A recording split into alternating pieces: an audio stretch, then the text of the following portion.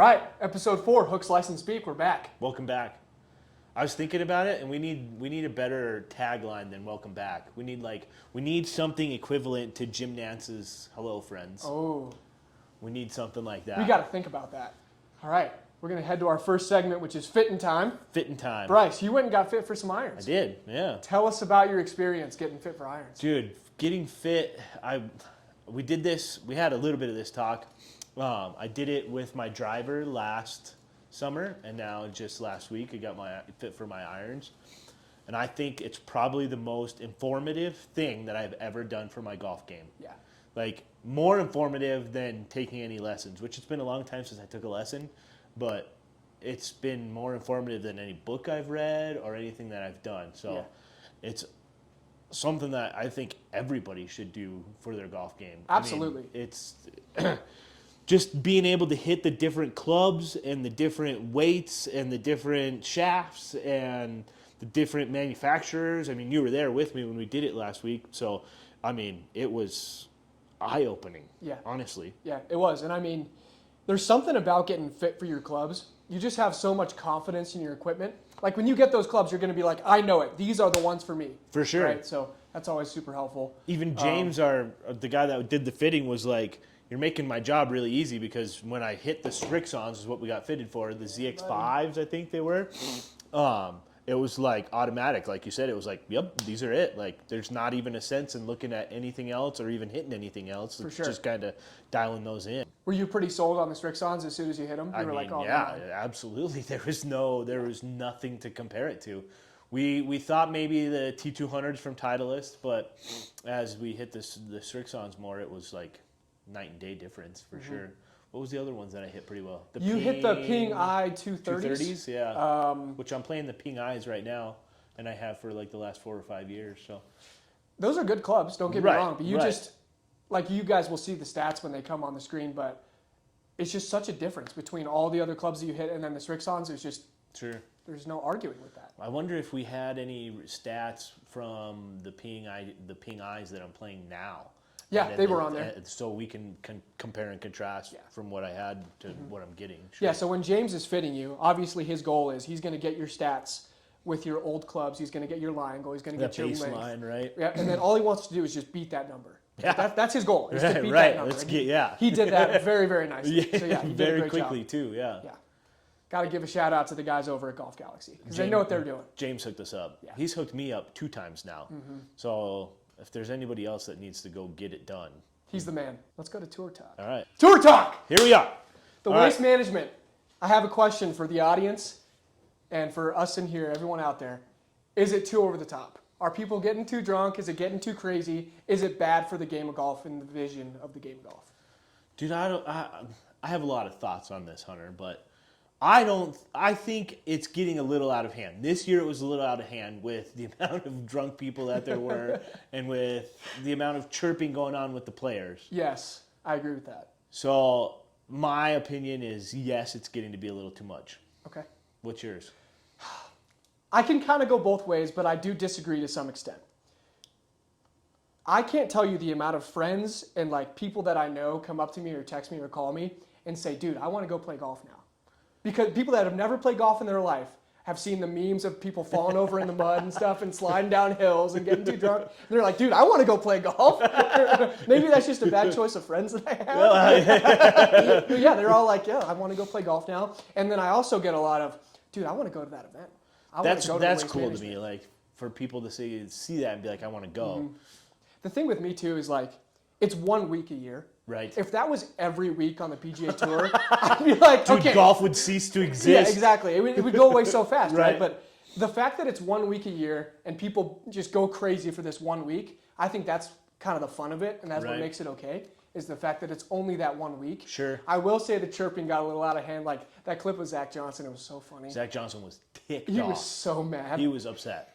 And Billy Horschel, too. I didn't see that one. He got mad at somebody yelling in somebody's backswing. It wasn't even Horschel's backswing. It was whoever he was playing with on Saturday, and he was pissed. I saw Jordan Spieth on 18. Someone yelled in his backswing. He got heated. Yeah. He got angry, which I kind of understand. But at the same time, those players know what they're signing up for when they go to the waste management. Exactly. Now, I'm not saying it's okay for them to do. I'm just saying, like, It's the Waste Management. For sure. I would love to know the stat. What percentage of the people that go to the Waste Management actually play golf? Because I guarantee you it's a lot more than other events. You think so? I bet, yeah, a lot Like the more amount people, of spectators you're saying, or yeah, the amount of Yeah. spectators that don't play golf is much higher at the Waste Management than it is yes, at other. dude, I would say like 5% of the people that go to the Waste Management actually play golf. Really? 5%. You've been. I've never been. I want to go, but that's crazy to me. Only What do you five. what do you think it is? I would call it like 50-50. You think so? But I would say at other events, it's probably like 90-10. 90% of the people that are there actually play golf and 10% don't? Yes.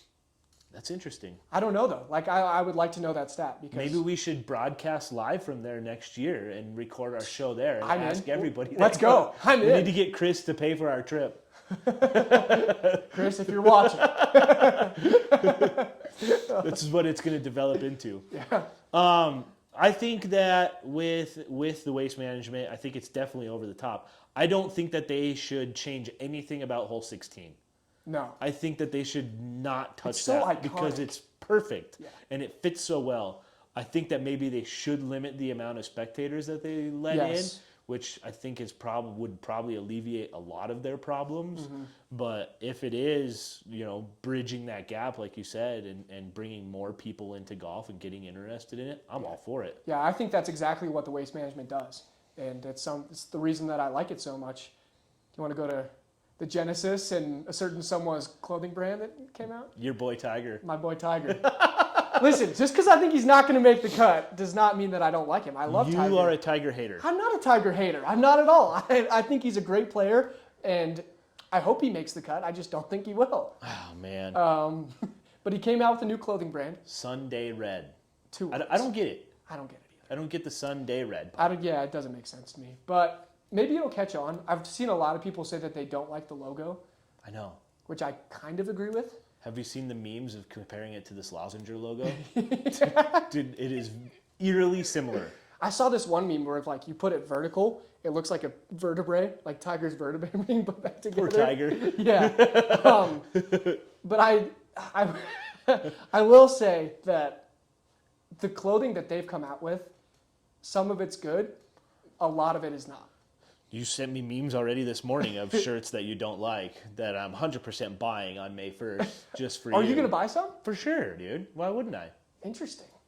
Now, if I could get the Broadlands logo on it, that I would would be the love that. best. I would But love that's, that too. like we've talked about, we're not quite sure if it's going to be readily available for pro shops or what the dealio is. Yeah, so right now, what it looks like is they're doing just online. I could be wrong with that. It might Sure. change. But right now, what it's looking like is it's going to be just online, which I kind of understand. It's cheaper, and there's plenty of companies that go just offline that make just as much perfect money. Right. Yeah. So right. I do think it'll sell simply just because it's Tiger. Anything that he puts his name on, it's going to move. Correct. Right. I just don't know how much of it's going to move, and is it going to be as big as his Nike when he was with Nike? Is it going to be as good as For a sure. Nike red shirt? It's a good question. I don't really know the answer to. I saw that he was wearing their shoes, which I did not know that they had shoes. I didn't know that either until Yeah. just now. So yeah, he was wearing He is today. Sunday red shoes in the practice round and then today too. So Those could move. yeah, that I think will sell for sure. Yeah. Yeah. So I'm excited to see what it looks like in person, and I'll buy a sweatshirt. Sure. I want to feel it. I'm Yeah. all about feel. I'm also really curious to see what the price point is. Yeah, is it going to be a $120 shirt or is it going to be a $60 shirt? Right. That's going to be a big change. Maybe my prices are way off, but I mean, No, that's what's a pricey golf shirt nowadays? a FootJoy is like $90. Okay. Yeah, and if you want to go down a little bit, Swanee's is like 70. So, Okay. Like FootJoy, what's a Peter Millar shirt? $115. $200? $115? Yeah. All right. So where's Tiger going to sit at in there? I don't know. I think he'll go more expensive just because it's Tiger. but Right. You never know. We'll see if they sell it or not. Charge that and he'll probably get it, I'm sure. They're going to sell no matter Yeah. what. So, yeah. Go Tiger. I hope he makes the cut. I do. Hater Hunter. I hope he makes the cut. All right, we're back with swing stories. We've got a certain someone here who is employed at the Broadlands. He's like a 25 handicap-ish, and we are going to, oh, that's not what I want. We're going to analyze his swing, see what we can be doing better here. All right, so looking at his iron swing, let's go down the line here. What I see kind of off the bat is his posture. is a little bit like hunched over. You see that, Bryce? I was gonna say, yeah, he looks like he's really leaned over the ball there. Yep. A little bit, yeah. So that's kind of the first thing that I'd say is like you see his back is kind of angled a little bit. Right. I would say straighten out his back a little bit. But then when we bring it back here, this is what I really want to change. Is as he comes down from That his first downswing. move. Yeah, I mean, it's actually not that far over the top. That's not what I'm seeing. Sure. What I see is his head go down a little bit. Go down, right. This guy, I can probably guess, has a tendency to thin or chunk it.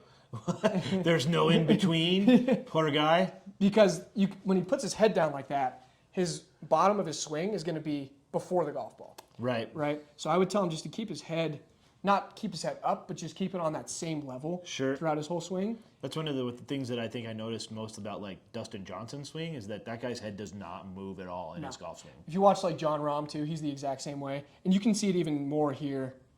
Come on, phone. Maybe. From the face-on point of view. Yeah. See his head move. Yep.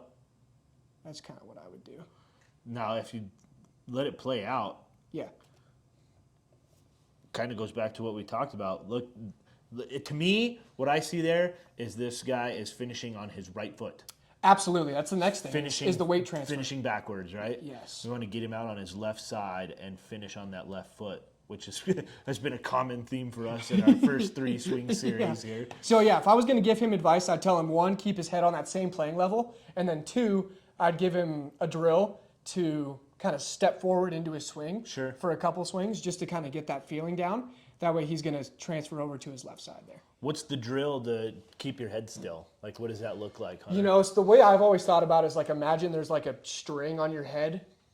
Pulling you up? Yeah, pulling you up, and you just can't move your head in the entire swing. Okay. And then also, like, you can put your hands on your shoulders and just kind of turn, right? And then your head's not going to move. So you just kind of mimic that same movement in the swing.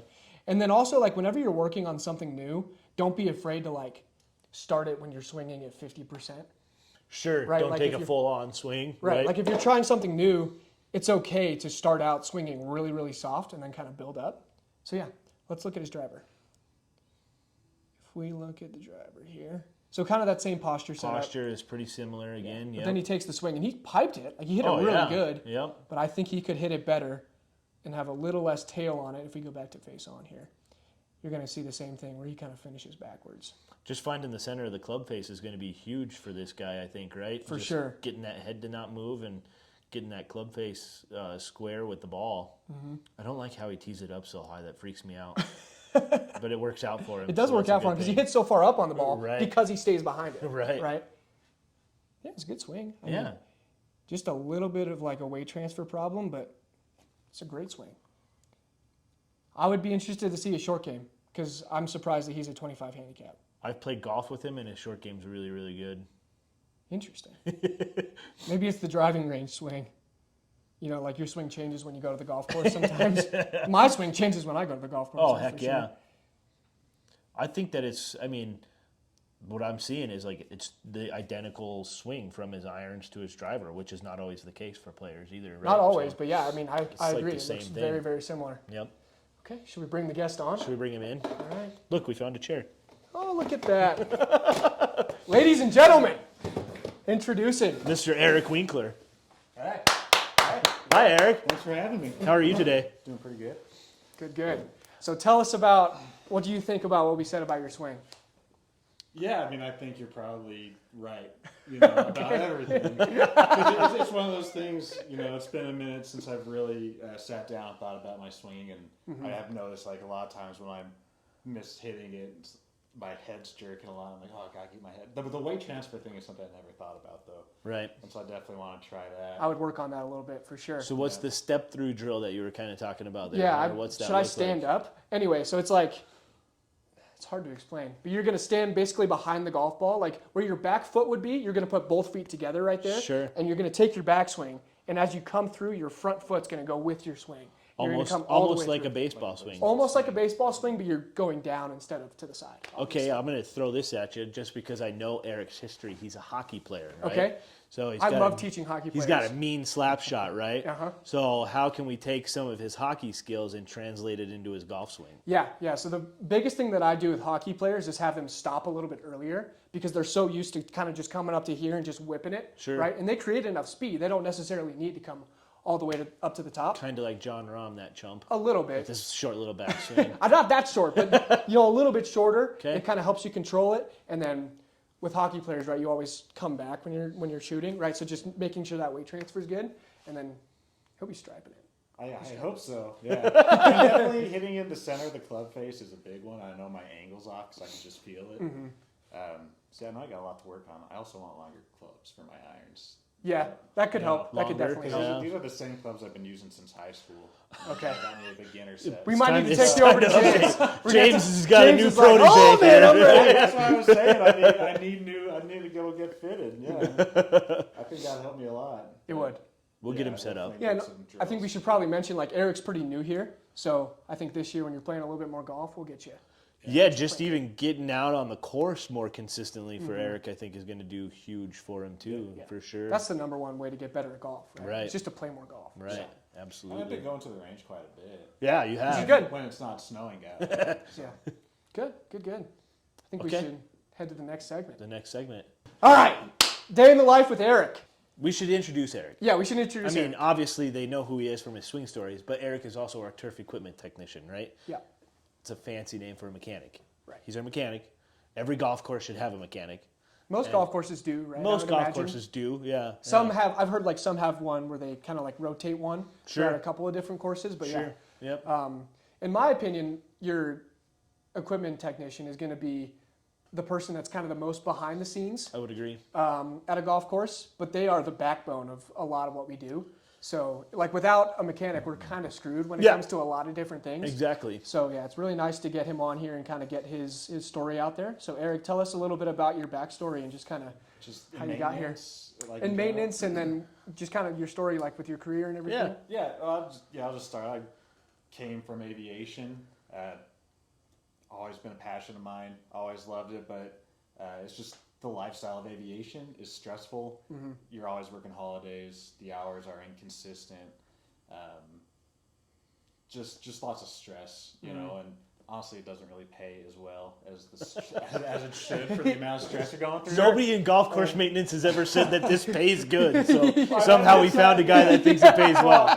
I'm saying for the pay to stress ratio. Okay, Right, pay to right. stress Pay to ratio. I stress like that ratio. A one. little less stressful here at the golf course. Yeah. But then after I got laid off because I was working international flights, so I got laid off during COVID when they shut down international flights, and after that I went to work at a pallet company and got a whole bunch of experience doing a lot of fabricating, welding, working on big machines, a lot of troubleshooting. You have not been shy about grabbing the welder here in the shop, which has been awesome Well, welding's fun. because I don't know Yeah. anything about No, welding. it's fun. It's fun. So I've been doing that, and then then I was pretty picky about my last job. Laid me off because apparently the pallet industry is going downhill. Who would have thought? Yeah. So I was pretty picky about where I wanted to work. Which and is good. I That's turned a good down thing. actually quite a few jobs that I didn't quite get that feeling with. And I saw this job come open, and it's actually far out of the range of where I wanted to drive. Yeah. You know, because I live in Golden. But I just came in, was like, yeah, it's a golf course, which is why I applied for it. Like, I don't think I'll get this because my experience doesn't Necessarily pertain to golf, exactly, right? It's not golf experience. So I came in, did the interview, and I thought, oh man, that place is great. No way I'm getting hired, but I really like those guys. Yeah. I think it'd be a great job. You know, and then Brice called me back to come talk to Chris, and yeah, gave me the job, and it's been fantastic. And how long have you worked here for? Like It's almost 3 months. almost 3 months? Yeah. So you haven't really gotten that summer rush yet No. that we Summer get here in the grind, summer. right? The summer, I'm definitely curious what it's going to be like. It's wild. It's crazy. Take us through a day in the life of a maintenance mechanic. Well, come in. I mean, there's a lot of coffee to be had in the morning. Yep, absolutely. That's a staple. Yeah, Yeah. you got to drink it to get your day going. It just kind of all depends. Like the last mechanic, he was not an organized person, and I'm a very organized person. So there's a lot of I probably spend like half an hour just trying to organize different things throughout the shop. Tools, screws, Tools, bolts, screws. nuts, Yeah. pieces, just Yeah. in general. So I do a little bit of that, but then just kind of depends on what I'm doing. If I have a lot of stuff to do in the shop, just say I'm servicing the vent track, servicing a fairway mower, greens mower, then I can just focus on that for the day, and it's pretty straightforward. Sure. but I really like getting out on the course and helping Bryce. It's just nice to be out there. It's nice to cruise around with the cart. And, Absolutely. yeah, so I kind of want to know that side of things as well, Good. especially for the winter. The great thing about everything that he's saying is that he hasn't even got to see the fruits of his labor yet, right? Right. Like he's enjoyed working here so much, which is awesome. Yeah. But you haven't even got to see the product that we're presenting that sure. we will all get to enjoy and that we get to provide for all of our paying customers too, Yeah. which I'm is just definitely going to be looking forward to it, a huge benefit. Yeah. Speaking of it, like from a golf professional's point of view, I don't enjoy the winter hardly at all. Compared to the summer, it sucks, right? So I'm excited to see how much you like your job in the summer because for me it gets way better and it's more fun and you're busier. Well, to me, at least looking from the outside into the maintenance department, it seems like you fit in great, and yeah, we're just super happy to have you. So it's been awesome. I'm happy to be here. I definitely feel like I fit in, and I love coming in. That's a good thing. Just wanting to come to work. It's always good when you want to come to your yeah. job. For sure. I told Bryce this. I've said this a couple times, but it's one of those. This is the kind of job where Sunday night comes and I'm not fretting going to work. No Right. Sunday next day. scaries. Yeah, I just go to work just as fine and just happy, and it's nice. That's awesome, man. We'll have Eric on again. We'll track his golf. He's going to track his golf game, and we'll track it as we go along too. So For sure. this is obviously a golf podcast, so we're going to play a lot of golf and track a lot of golf swings. That's right. I got a lot of other stuff. Good. I think that's kind of all we have for today. Thanks for coming on, Eric. Yeah, thanks for having me. Of course. I think we should sign off. Fix your dang ball marks. I'm not even going to say it today. See ya. Line. Fix your dang ball mark.